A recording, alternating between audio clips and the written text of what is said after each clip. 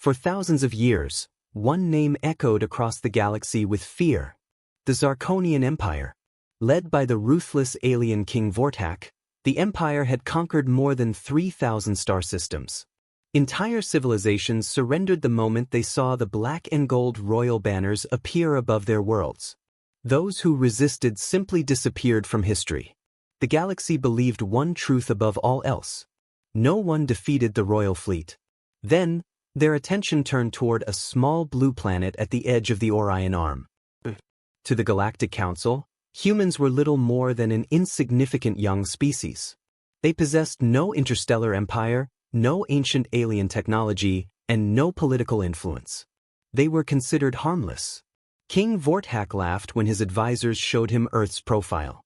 "A primitive world," he sneered. "Perfect. We shall make an example of them." His generals agreed. According to their intelligence, Earth had only recently expanded beyond its own solar system. Its colonies were few, and its military seemed tiny compared to the royal fleet. The invasion would be effortless. The king wanted a public victory. Across the galaxy, billions tuned in as the royal fleet departed from the imperial capital. Over 20,000 warships, Titan-class dreadnoughts stretching 30 kilometers long, planet cracker carriers, missile moons, escort destroyers, every vessel polished in royal gold. It wasn't just an invasion. It was a parade of absolute power. Commentators predicted Earth would surrender within minutes. The royal fleet emerged from hyperspace near Pluto. Their sensors immediately locked onto dozens of human defense satellites. King Vortak smiled. "Transmit our decree." Moments later, every screen across Earth activated. The king appeared wearing black ceremonial armor decorated with the skulls of conquered species. "I am King Vortak of the Zarkonian Empire. Kneel before your rightful ruler. Surrender your planet, your industries, and your people. Resist, and your species ends today." Silence followed. Across Earth, millions watched. Families, scientists, soldiers, children. The entire planet had just received the same message. The king waited confidently. 5 seconds. 10. 30. Finally, Earth's reply arrived. It contained only 7 words. "Request denied. You have one chance to leave." The bridge erupted in laughter. One admiral nearly fell from his command chair. King Vortak grinned. "How amusing." He raised one armored hand. "Destroy their orbital defenses." Thousands of imperial cannons began charging. But deep beneath Earth's oceans, hidden beneath mountains, inside asteroids orbiting the sun, and scattered across the darkness between planets, ancient-looking human military facilities suddenly came alive. For the first time, the royal fleet realized they hadn't invaded a helpless planet. They had awakened something the galaxy had never seen before. The moment King Vortak lowered his hand, thousands of imperial plasma cannons fired toward Earth's orbital defenses. Brilliant blue beams streaked across space. The Zarkonian admirals expected explosions. Every shot vanished. A shimmering energy barrier appeared around Earth like a transparent sphere, absorbing the entire first volley without a single crack. The laughter on the royal flagship stopped instantly. "What?" one admiral whispered. Before anyone could react, hundreds of hidden objects emerged from the darkness beyond Mars. At first, they looked like ordinary asteroids. Then massive sections split open. Entire fleets unfolded from inside them. Human battleships. Thousands of them. Each vessel was painted matte black, with no royal banners, no decorative lights, only clean armor plates and oversized rail cannons that dwarfed anything the Empire had ever built. General Karen frowned. "Our scans missed those." The sensor officer's voice shook. "They weren't cloaked, sir.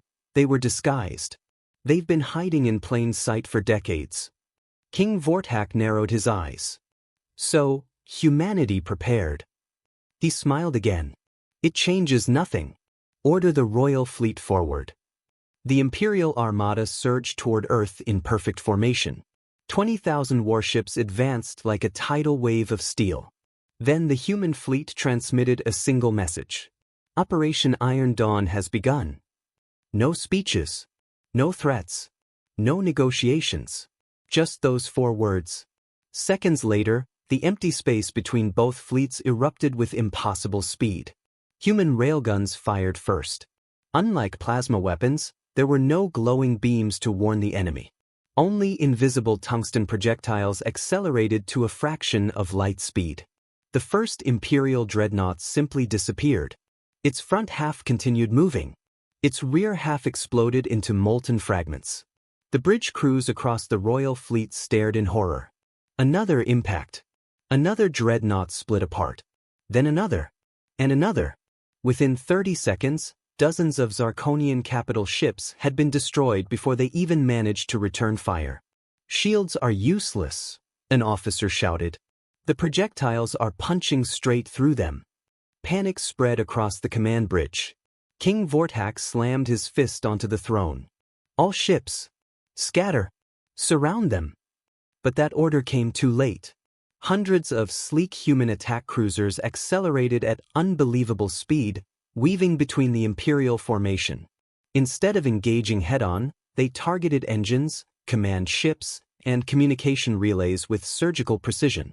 The perfectly organized Royal Fleet began losing coordination. Admirals could no longer contact one another. Entire battle groups drifted apart in confusion. On Earth, military commanders watched calmly from the underground Strategic Defense Command. A countdown timer glowed on the main screen. 16:12 remaining. One young officer looked at the timer in confusion. "Why 17 minutes?" The fleet commander answered without looking away from the battle. "Because that's how long our simulations said it would take to erase the Royal Fleet."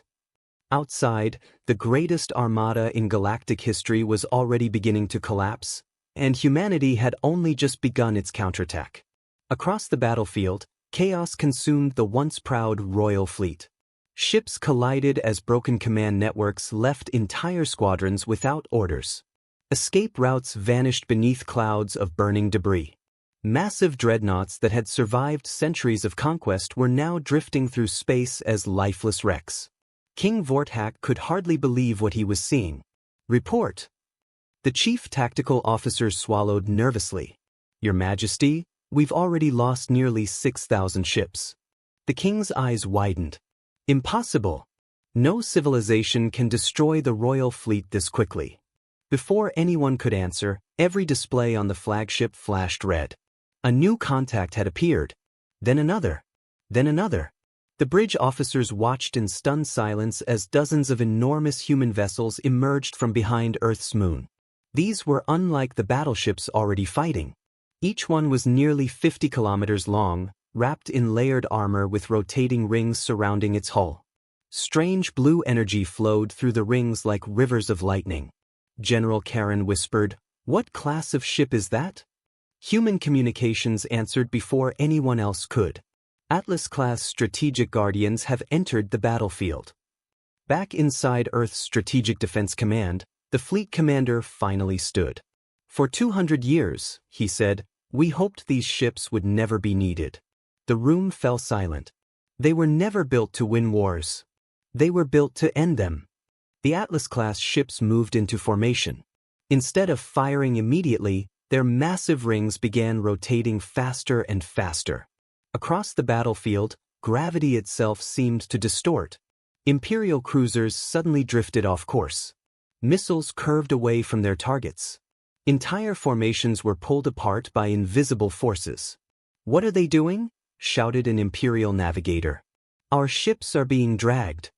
The answer came seconds later. The Atlas fleet released synchronized gravity pulses. Space rippled. 3 Imperial battle groups were crushed together as if an invisible giant had squeezed them in its fist. Armor folded inward. Engines exploded. Dozens of warships became twisted masses of metal before detonating one after another. Shockwaves rolled across the battlefield. King Vortak staggered backward. Gravity weapons. Even the ancient records of the Zarkonian Empire spoke of such technology only as myth. No known civilization had ever mastered it. Yet humanity had hidden it in secret. Panic spread through the Royal Fleet. Captains abandoned formations. Some attempted emergency hyperspace jumps. Others fled in random directions. But every escape vector had already been predicted. Hidden human interceptor squadrons appeared exactly where the fleeing ships emerged, destroying them before they could regroup. The battle was no longer a contest. It had become a carefully planned execution. On the command screen beneath Earth, the countdown continued. 8:41 remaining. The fleet commander folded his arms. Maintain pressure. No unnecessary casualties. End this exactly on schedule. Far above Earth, the shattered remains of the once invincible royal fleet drifted through space like a graveyard of broken empires. And for the first time in his long reign, King Vortak began to wonder if he had made the greatest mistake in galactic history. Only 6 minutes remained. The battlefield that had once been filled with 20,000 proud Imperial warships was now nothing but drifting wreckage, burning debris, and desperate distress signals. King Vortak stood in silence on the bridge of his royal flagship. His undefeated fleet, the symbol of the Zarkonian Empire for over 1,000 years, was dying before his eyes. "Status report," he demanded, though he already feared the answer. The tactical officer's hands trembled. "Your Majesty, we've lost over 90% of the royal fleet." Another officer interrupted. "Our outer formations no longer exist." A third voice followed. "Communication with the Eastern Battle Group has been lost. And the Western Fleet has surrendered." The bridge became eerily quiet. Surrender. It was a word no Zarkonian officer had ever spoken before. King Vortak slowly turned toward the massive viewport, watching thousands of escape pods drifting through the wreckage. For the first time in centuries, he felt fear. Suddenly, every screen aboard the flagship flickered. A calm human face appeared. It was an elderly woman wearing the dark uniform of Earth's unified fleet. No medals. No arrogance. Just quiet confidence. "I am Admiral Elena Hayes, Supreme Commander of Humanity's Defense Forces." Her voice remained steady. "King Vortak, this war is over." The king glared at the screen. "You think you've won because you've destroyed one fleet? Our empire spans thousands of worlds." Admiral Hayes nodded. "We know. And we have no intention of invading them." That answer caught everyone by surprise. The king frowned. "You don't?" "No. We defend our home. We don't conquer others." The bridge officers exchanged confused looks. For centuries, every powerful civilization they had encountered had expanded through endless conquest. Humanity was different. Hayes continued. "You were given a warning before the battle. You ignored it. You attacked first. So now you will leave." King Vortak laughed bitterly. "Leave? With what fleet?" Almost as if answering his question, warning alarms screamed across the bridge. Multiple human vessels approaching. Distance, 2,000 kilometers. The flagship's massive guns rotated toward the incoming ships. Before they could fire, dozens of precise railgun rounds struck every visible weapon system. Not a single shot hit the bridge. Not one reactor exploded. Every attack was calculated. Every strike disabled instead of destroyed. Within seconds, the largest warship in the Zarkonian Empire had become helpless. Its engines shut down. Its shields failed. Its weapons went silent. The ship floated powerless above Earth. Admiral Hayes spoke one final time. "You wanted the galaxy to witness humanity's defeat." She paused. "They're watching." Across thousands of inhabited worlds, billions of viewers stared at the live broadcast. They watched the once invincible royal flagship surrender. King Vortak slowly removed the golden crown from his head. He placed it on the command throne. Without speaking a single word, the alien king raised both hands. It was the universal signal of surrender. On Earth's command screen, the countdown reached exactly 17 minutes. Humanity had done what no civilization in galactic history had ever accomplished. They had destroyed the royal fleet, without firing a single unnecessary shot. The battle was over. For the first time in more than 1,000 years, the royal fleet of the Zarkonian Empire no longer existed. The wreckage stretched across millions of kilometers, a silent reminder that even the greatest empire could fall in a matter of minutes. Across the galaxy, news networks abandoned their scheduled broadcasts. Every screen displayed the same unbelievable headline: "The Royal Fleet has been defeated." Entire civilizations celebrated in the streets. Worlds that had paid tribute to King Vortak for generations lowered the imperial banners hanging above their capitals. Some cried with relief. Others simply stared in disbelief. No one had ever imagined the Zarkonian Empire could lose. A week later, representatives from hundreds of star nations gathered aboard the massive Galactic Council station. They expected humanity to arrive with demands for territory, wealth, or political control. Instead, a single human delegation entered the chamber. Leading them was Admiral Elena Hayes. The council members rose in silence. No one dared underestimate humanity anymore. The council speaker finally broke the silence. "Admiral Hayes, after your victory, what does Earth claim?" Hayes looked around the enormous chamber before answering. "Nothing." Confused whispers spread through the hall. The speaker frowned. "You defeated the most powerful empire in known space. You could rule the galaxy." Hayes calmly shook her head. "We never built our fleets to rule. We built them so no one could ever enslave us." The room fell silent. Hayes activated a hologram showing Earth from orbit. For centuries, humanity studied every empire that rose and fell. They all believed power gave them the right to conquer. She paused. "We reached a different conclusion. The strongest civilization is the one that never needs to invade another." Even former Zarkonian officials lowered their heads. King Vortak himself, now a prisoner rather than a ruler, listened quietly from a secured observation chamber. For the first time in his life, he understood why humanity had won. Not because their ships were larger. Not because their weapons were stronger. But because every human soldier fought to protect home, not to steal someone else's. As the meeting ended, Admiral Hayes delivered one final message that was broadcast to every known star system. "Earth welcomes every civilization that comes in peace. But let this battle be remembered.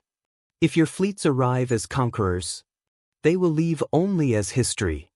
Those words echoed across the galaxy for generations. The 17-minute battle became a lesson taught in every military academy and every government chamber. No empire ever attempted to invade Earth again. Humanity didn't become the rulers of the galaxy. They became something far greater. Its guardians. And whenever a new civilization asked why no one threatened the small blue planet called Earth, the answer was always the same. Because 17 minutes were enough to change the galaxy forever.